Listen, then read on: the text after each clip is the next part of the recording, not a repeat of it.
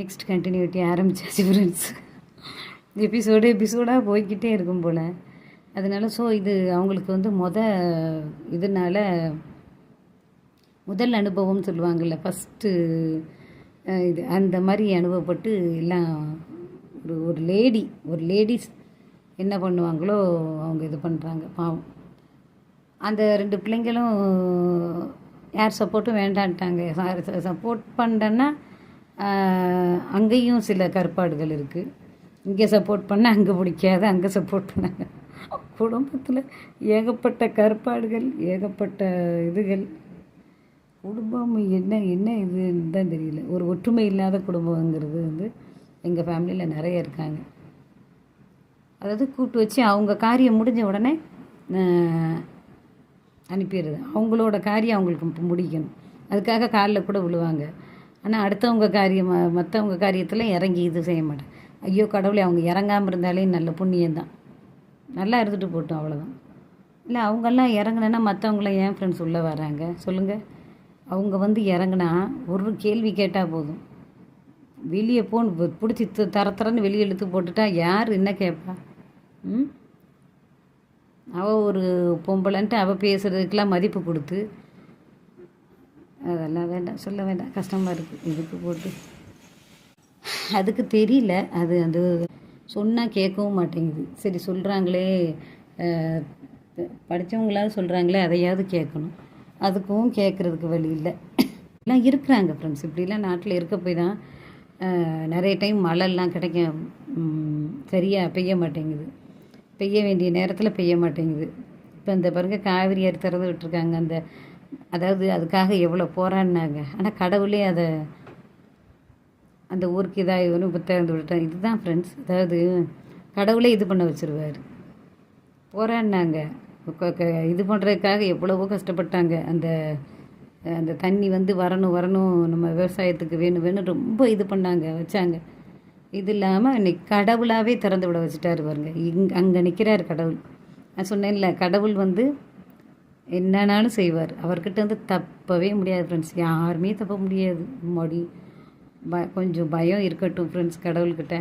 எல்லாருமே நம்மளை மிஞ்சின ஒரு சக்தி இருக்குது, அது எல்லா வடிவத்துலையும் இருக்காங்க. நம்ம வந்து எல்லா கடவுளும் ஒன்று தான் ஃப்ரெண்ட்ஸ். அதாவது நம்மளாம் தான் மாறி நம்ம மனசுக்கு ஏற்ற மாதிரி கும்பிட்டுக்கிறோம். நம்ம இந்துவாவோ கிறிஸ்டினாவோ முஸ்லீமாவோ எல்லாமே ஒரே கடவுள் தான்.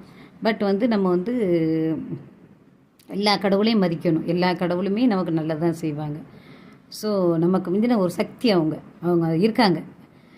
அந்த சக்திக்கு நம்ம பயந்தே ஆகணும். நம்ம வந்து ஏன்னா அவங்க தான் வந்து ஒரு மனுஷங்களை உருவாக்குறாங்க. ஒரு மனுஷங்க பிறக்கிறத தீர்மானிக்கிறதும் அவங்க தான், இறப்பை தீர்மானிக்கிறதும் அவங்க தான். அடுத்து அந்த மனுஷங்க இறந்த பிறகு அவங்க எங்கிட்ட போய் இது பண்ணணுங்கிறதும் அதுதான். ஸோ வந்து இப்படிப்பட்ட பொம்பளைகள்லாம் உலகத்தில் இருக்காங்கன்னு சொல்ல வரேன். இப்படிப்பட்ட பொம்பளைங்கள்லாம் நான் நம்பிடாதீங்க தயவு செஞ்சு. ஜென்ஸு, பிரதர்ஸு, ஃப்ரெண்ட்ஸு எல்லாத்துட்டையும் சொல்கிறேன். அப்பா அம்மார்கள் இப்போ எல்லாம் ஒரு 60-70 வயசு வரைக்கும் சொல்கிறேன், பொம்பளைங்களை நம்பாதீங்க. உங்கள் பிள்ளைகள் பாதிக்கப்படுவாங்க பாவம். அவங்களால அந்த பிள்ளைகளுக்கு ஒன்றுமே கிடைக்காம போகும். ஒரு ஹஸ்பண்டை கட்டி கொடுத்துட்டா அவ்வளோதானே ஃப்ரெண்ட்ஸ் சொல்லுங்கள்?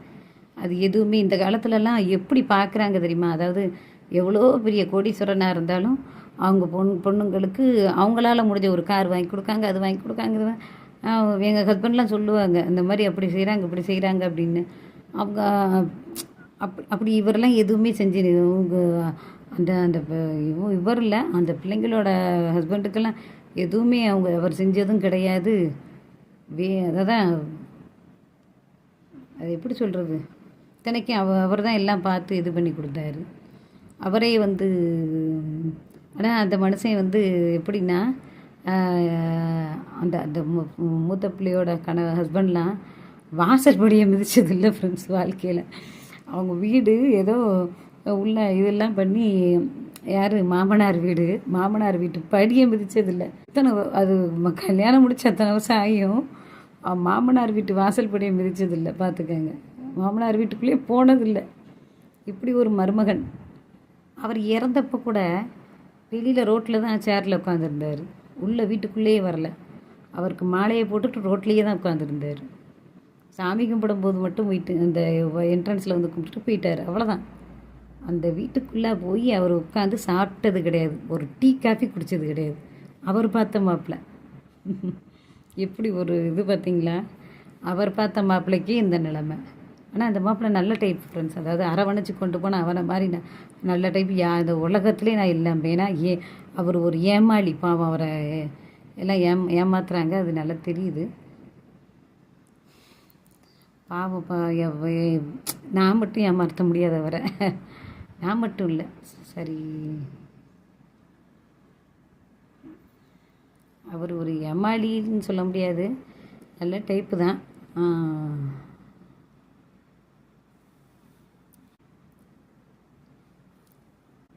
ஃப்ரெண்ட்ஸ் கொஞ்சம் டிஸ்ட்ராக்ட் ஆகிட்டு. ஒன்றும் இல்லை ஃப்ரெண்ட்ஸ், அதாவது அவர் ஏமாளி கிடையாது, நல்ல மனுஷன்.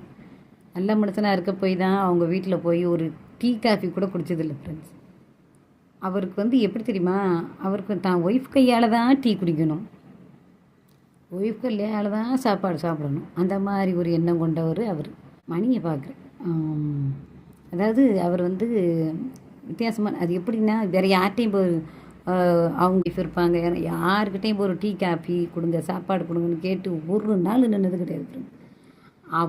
அவர் ஒய்ஃபு வந்து அவ கையால் பொங்கி கொடுத்தாதான் சாப்பிடுவார். அதில் என்னதான் ஒரு இது தெரியல. அவருக்கு வந்து அவருக்கு அந்த பொண்ணுக்கும் அவர்னா ரொம்ப பிடிக்கும், அவருக்கும் அந்த பிள்ளைய ரொம்ப பிடிக்கும்.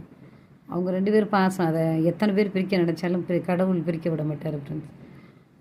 அவங்க 2 பேர் பாசத்தை 1000 பேர் பிரிக்க நினச்சாங்க, பிரிக்கவே முடியல. கடவுள் இருக்கார்ல, கடவுள் வந்து, ஏன்னா கடவுள் முன்னாடி நடந்த ஒரு இது, அப்போ அந்த கடவுள் வந்து எப்படி பிரிப்பார் என்னங்க ஃப்ரெண்ட்ஸ்? கடவுள் முன்னாடி நடந்த கல்யாணம், கடவுள் வந்து பிரிக்க மாட்டார் இல்லையா?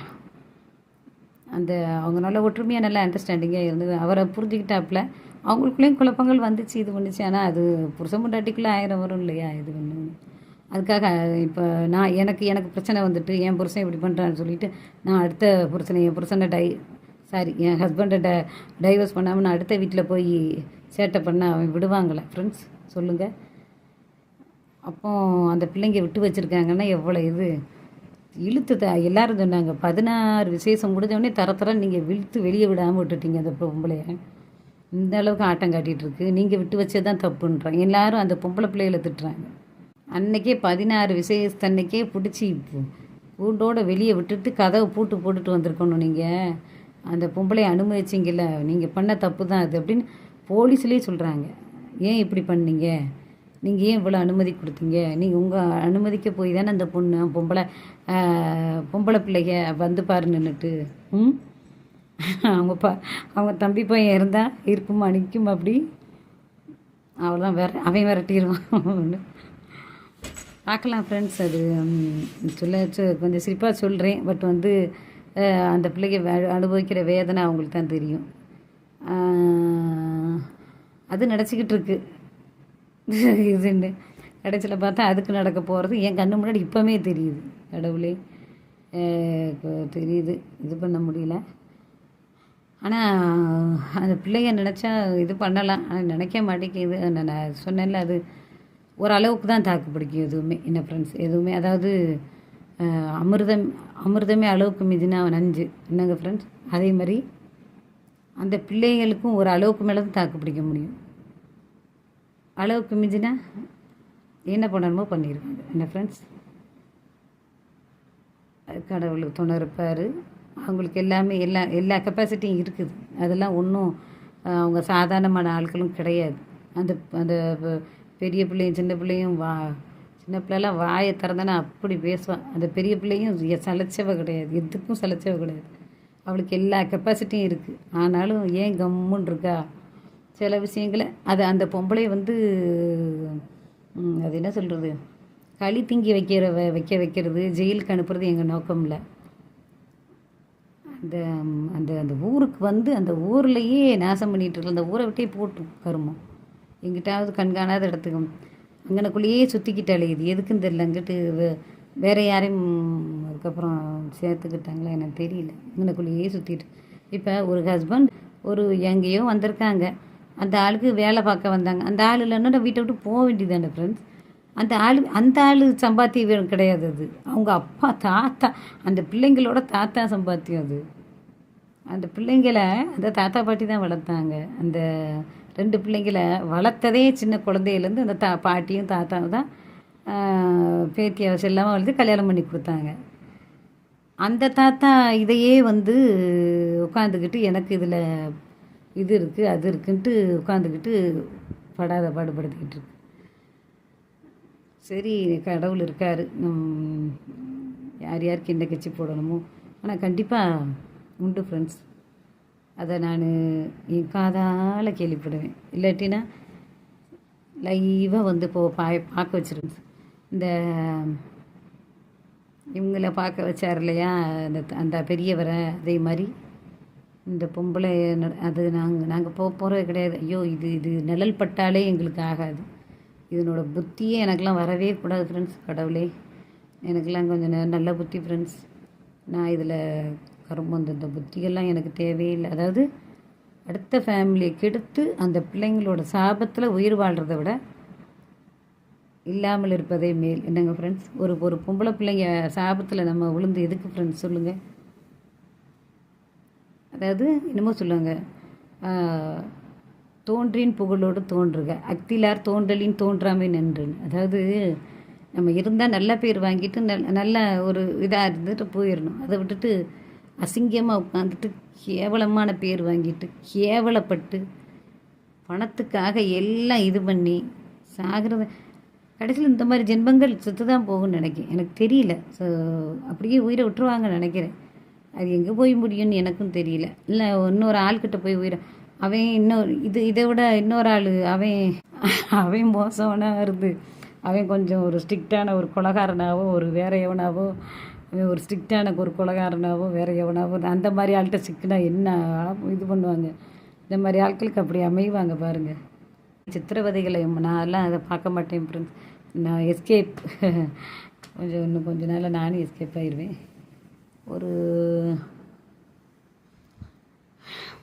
எதுவும் எல்லாத்தையும் சொல்ல முடியாது ஃப்ரெண்ட்ஸ். கொஞ்சம் கொஞ்சமாக சொல்கிறேன் ஃப்ரெண்ட்ஸ். கொஞ்சம் நாள் ஆகட்டும் சொல்கிறேன். இப்படி போயிட்டுருக்கு. அப்புறம் அது என்ன நடக்குங்கிறத அந்த விஷயங்களையும் அப்பப்போ அப்டேட் கொடுத்துட்ருக்கேன். அதாவது இன்னும் அந்த பிள்ளைங்க வந்து அதை விட்டு விலகியாச்சு. அந்த பிள்ளைகளுக்கு அதுக்கு இன்னும் சம்மந்தம் கிடையாது. ஏன்னா அந்த பிள்ளை நினச்சிச்சு, அந்த பெரிய பிள்ளை நினச்சிச்சு கடைசியாக போய் ஒரு நாள் 2 நாள் இருந்துட்டு அவங்க அப்பா வீட்டில் அவங்க தாத்தா வீட்டில் போய் அவங்க அப்பாவுக்கு உரிமையாக சொந்தமான, அதாவது அவங்க தாத்தா வந்து பிரித்து கொடுத்தது. இப்போ வந்து என் மகனுக்கு அப்படின்னு சொல்லிட்டு அவர் பிரித்து கொடுத்தேன்.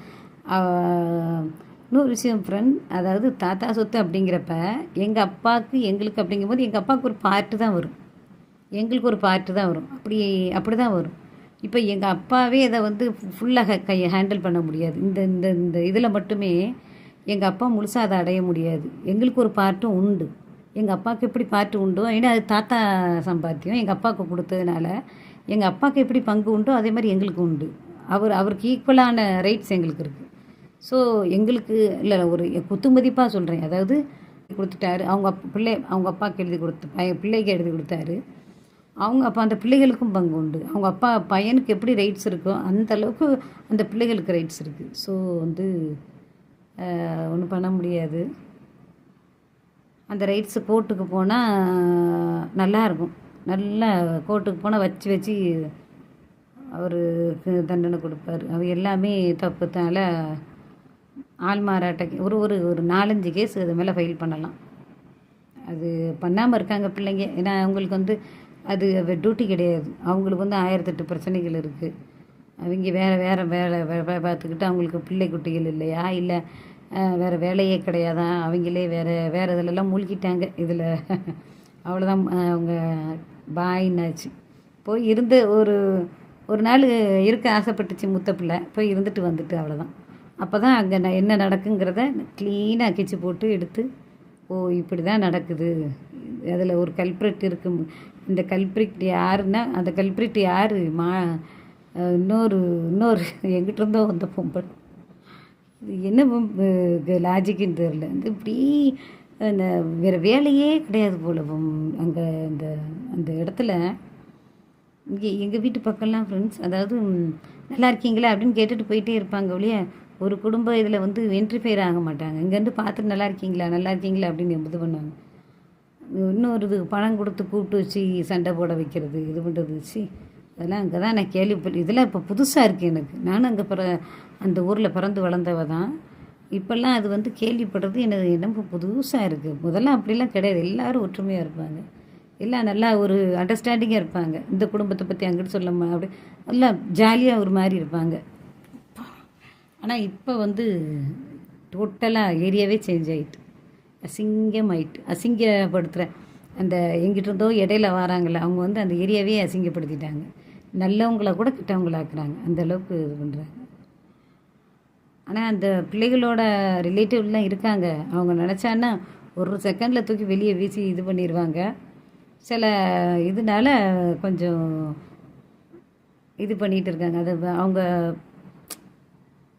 அவங்களோட சப்போர்ட்டும் அந்த அந்த அந்த பிள்ளைக்கு என்ன இருந்தாலும் அவங்க கூட வளர்ந்தவங்க தானே ஃப்ரெண்ட்ஸ். யார் அவங்கெல்லாம் எல்லாம் ஒன்று போல் வளர்ந்தவங்க தானே. ஸோ அவங்கெல்லாம் வந்து சப்போர்ட் இல்லாட்டாலுமே சப்போர்ட்டு எப்படி சொல்கிற சில விஷயம் சொல்ல முடியாது, விட்டுருங்க ஃப்ரெண்ட்ஸ். அது அந்த பொம்பளை வந்து சரியில்லை, அவ்வளோதான். இந்த மாதிரி பொம்பளைகளை நம்பாதீங்க நம்பாதீங்க நம்பாதீங்க. குடும்பத்தில் இன்டர்ஃபியர் பண்ண வைக்காதீங்க. இப்படி ஒரு லேடியை கொண்டு வந்து உங்கள் குடும்பத்தில் தயவு செஞ்சு திருந்து இனிமேலாவது விழிச்சு இதை உங்களுக்கு ஒரு விழிப்புணர்வாக ஒரு மோட்டிவேஷனாக தான் சொல்கிறேன் நான். உங்கள் குடும்பத்தில் இப்படி நடந்துடக்கூடாது, உங்கள் பிள்ளைகளும் இப்படி கஷ்டப்பட்டுறக்கூடாது. பாவம் அது மனசுகளில் அந்த பிள்ளைய மனசுகளில் எவ்வளோ வேதனை இருக்கும் ஃப்ரெண்ட்ஸ். வெளியில் சிரிக்கிற மாதிரி ஆக்டிங் பண்ணுறாங்க, ஆனால் உள்ளுக்குள்ளே மனவேதனை. அவங்க சிந்துற ஒவ்வொரு கண்ணீருக்கும் அந்த பதில் சொல்லணும்ல ஃப்ரெண்ட்ஸ். கடவுள் பதில் சொல்லணும்ல. ஒவ்வொரு சிந்துற கண்ணீருக்கும் அந்த அம்மா அம்மா அம்மா இல்லாத பிள்ளைங்க அம்மா அப்பா இல்லாத பிள்ளைங்க சிந்துற ஒவ்வொரு கண்ணீருக்கும் வேல்யூ அவ்வளோ இருக்குது. அதுக்கு பதில் சொல்லியே ஆகணும்.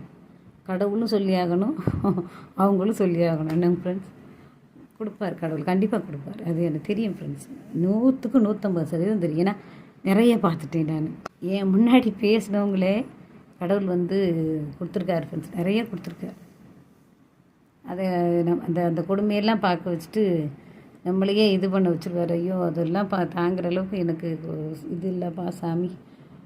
அப்படியே கண்காணாமல் அப்படியே போயிடட்டும் இன்னும் ஃப்ரெண்ட்ஸ். நம்ம முகத்துலேயே முழிக்க வேண்டாம். நானும் அங்கிட்டு ஜென்மத்துக்கு அந்த சைடே போகக்கூடாது. ஜென்மச்சனி அவங்க. இந்த மாதிரி சொல்கிறேன். ஒரு பணத்துக்குன்னு ஒரு லேடியை வந்து வைக்காதீங்க, தயவு செஞ்சு நம்பாதீங்க யாரையும் இந்த காலத்தில். உங்கள் குடும்பத்தில் உள்ள பிள்ளைங்க பாதிக்கப்படும். உங்கள் குடும்பத்தில் உள்ள அந்த இது எல்லாமே பறி போயிடும். அந்த பிள்ளைகளுக்கு கிடைக்க வேண்டிய அடிப்படை தேவைகள் கூட கிடைக்காம போகும். ஒரு சின்ன அந்த பிள்ளைங்க அந்த வீட்டுக்கு வராங்களா, ஒரு சின்ன ஒரு காஃபி டீ கூட இந்த பிள்ளைங்க போட்டு தான் குடிப்பாங்க. அதனாலேயே அந்த பிள்ளைகளோட ஹஸ்பண்ட்லாம் வந்தது கூட கிடையாது ஃப்ரெண்ட்ஸ். ஸோ அவர் சும்மாவே ரொம்ப அவங்க வீட்டில் யாருக்கிட்டையும் போய் ஒரு டீ காஃபின்னு கேட்காதவர். அம்மனார் வீட்டுக்கு அந்த கல்யாணம் முடிஞ்சப்போ போனது தான். அதுக்கப்புறம் எட்டியே பார்க்கல ஃப்ரெண்ட்ஸ். அப்படி வைராக்கியமாக அவர் வளர்ந்து சாதிச்சிட்ருக்காரு. அவர் பிள்ளைகளை பெரிய அளவில் சாதிக்க வைக்காரு. சரி, கடவுள் பார்த்துக்குவார் ஃப்ரெண்ட்ஸ். அது நான் சொல்ல விரும்பலை. அந்த குடும்பத்தில் சொல்கிறேன், அந்த குடும்பத்தில் சொல்கிறேன். அப்படி இது பண்ணிகிட்ருக்காங்க. நல்ல மனுஷன். அவர் ஒய்ஃபுக்கும் கொஞ்சம் சப்போர்ட் கொடுக்குறாரு. அவர் இல்லாட்டி அந்த ஒய்ஃப் இல்லை. அதாவது புரிஞ்சுக்கிட்டேன். அது ஒரு அண்டர்ஸ்டாண்டிங் வந்துட்டுனா அவ்வளோதானே ஃப்ரெண்ட்ஸ். ஒரு ஹஸ்பண்ட் அண்ட் ஒய்ஃபுக்குள்ளே இப்படித்தான் இவர் இப்படித்தான் அப்படின்னு ஒரு அண்டர்ஸ்டாண்டிங் வந்துட்டுன்னு வைங்களேன், ஒன்றுமே பண்ண முடியாது. அவ்வளோதான், முடிஞ்சு போச்சு. இதுதான் ஃப்ரெண்ட்ஸ் உண்மை. இதுதான். அதாவது அடுத்த ஃப்யூச்சர் என்ன அப்படின்னு சொல்லிட்டு அதை பற்றி தான் யோசிக்க ஆரம்பிப்பாங்க இல்லைங்களா. ஸோ நீங்கள் வந்து நிறைய இந்த கலிகாலம்னு சொல்ல வந்தேன்ல நான். அப்போதை கூட சொல்ல வந்தேன் கலிகாலம். இதை வந்து கலிகாலம்பாங்க. இப்போ வந்து எப்படின்னா, முந்திலாம் சொல்லுவாங்க இந்த ஜென்மத்தில் நடக்கிறதுக்கு வேறு அடுத்த ஜென்மத்தில் நீ இது பாவங்களை அனுபவிப்பம்பாங்க. ஆனால் இந்த கலிகாலத்தில் அப்படி கிடையாது. இந்த ஜென்மத்திலேயே அனுபவித்து இந்த ஜென்மத்திலேயே கடவுள் எல்லாத்தையுமே கொடுத்து முடிச்சிடுறாரு, அனுபவிக்க வச்சிடுறாரு, கண்ணால் பார்க்க வச்சிருவார். நம்ம செய்கிற பாவங்களை இந்த ஜென்மத்திலேயே நம்ம வந்து அனுபவிக்க வச்சிருவார், இந்த ஜென்மத்திலேயே முடிக்கவும் வச்சிருவார். அவங்க வந்து உணர்றாங்களா என்ன தெரியாது, உணர்ந்துருப்பாங்க.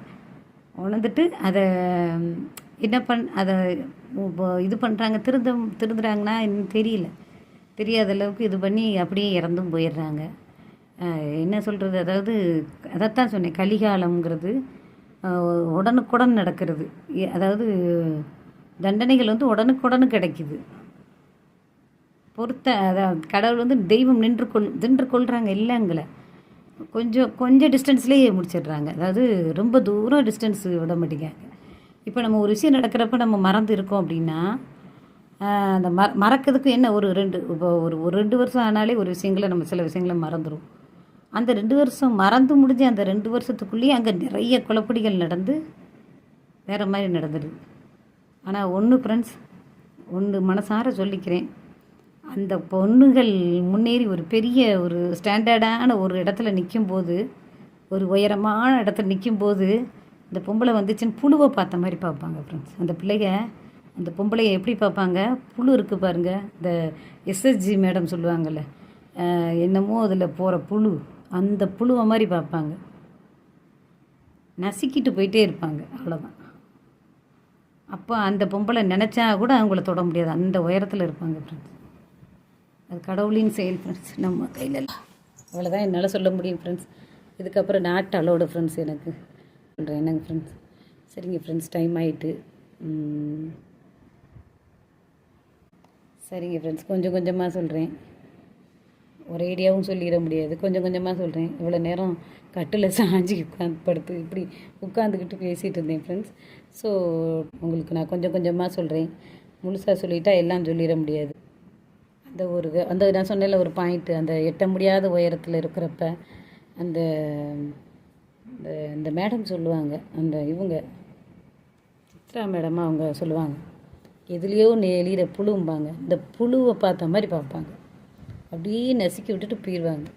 ஏன்னா அவ்வளோ இது அனுபவிச்சிருக்காங்க. ஸோ அதை வந்து திரும்பி என்னென்னு, அதாவது பார்த்தா தானே பிரச்சனை, பார்க்க மாட்டாங்க, போயிடுவாங்க. அதை வந்து ஏதோ ஒரு புழு போலன்ட்டு அவங்க நடமாடுற பாதையில் அது கிடக்கும், அதை அப்படியே நசுக்கிட்டு போயிடுவாங்க, அவ்வளோதான்.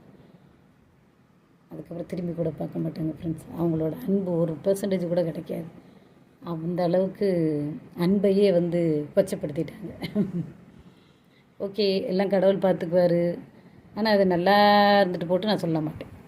ஏன்னா அந்த பொம்பளை வந்து பண்ண தப்புக்கு தண்டனை உண்டு. நல்லா இருக்காது, நல்லாவே இருக்காது.